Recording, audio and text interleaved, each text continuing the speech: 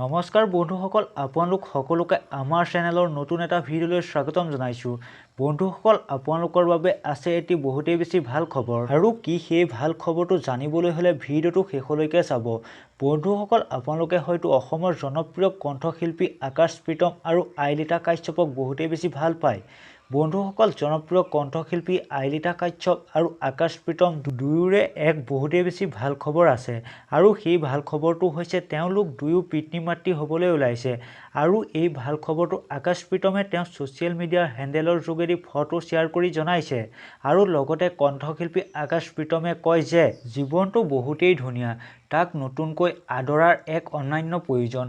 বন্ধুসকল, আপোনালোকে বাৰু কণ্ঠশিল্পী আইলিতা কাশ্যপ আৰু আকাশ প্ৰীতমৰ এই ভাল খবৰটো গম পাই কেনেকুৱা লাগিলে জনাবচোন। লগতে আকাশ প্ৰীতম আৰু আইলিতা কাশ্যপক যদি ভাল পায় সকলোৱে তেতিয়া ভিডিঅ'টোত লাইক এটা দিব, আৰু আমাৰ চেনেলটোলৈ যদি প্ৰথমবাৰ আহিছে তেনেহ'লে চেনেলটো ছাবস্ক্ৰাইব কৰি ল'ব।